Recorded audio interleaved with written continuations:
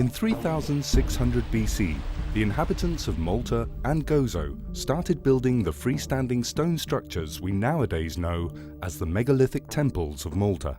The most important change in the way that people lived in the Neolithic world was the fact that they depended on the crops that they cultivated.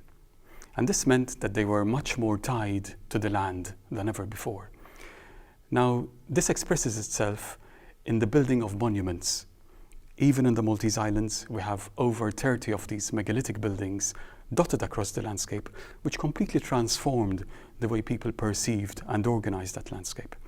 These buildings are always located close to good agricultural land, a good supply of water, and a place with good access to the sea.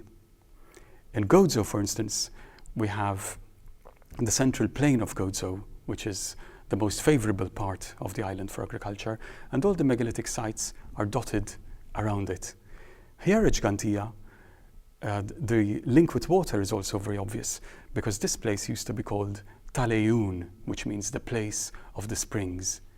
And the relationship with the sea is very clear, because Ġgantija overlooks the principal valley connecting Ramla Bay to the central plain.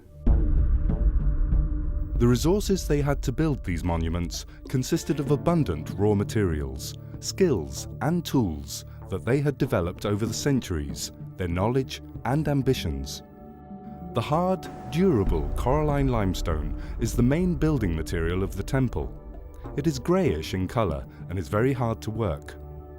The softer, honey-coloured Globigerina limestone, on the other hand, is easily shaped and decorated.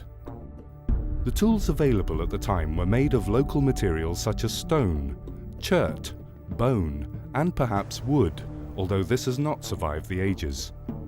Others, made of materials which are not available in Malta and Gozo, such as the sharp-edged flint and obsidian, a volcanic glass, reveal some trade with nearby islands such as Sicily and Pantelleria.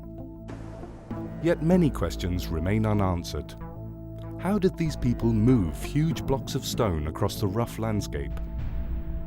Were these spheres truly an aid in transportation? How did they lift these blocks in place? How did these buildings survive for 5,000 years? Over the years, the temples have changed. The collapse of the facade, the deterioration of the stone, and reconstructions in the 19th and 20th century are only some of the factors which led to these changes. All these changes cannot be reversed, and they will always affect the way we look at and interpret these unique structures.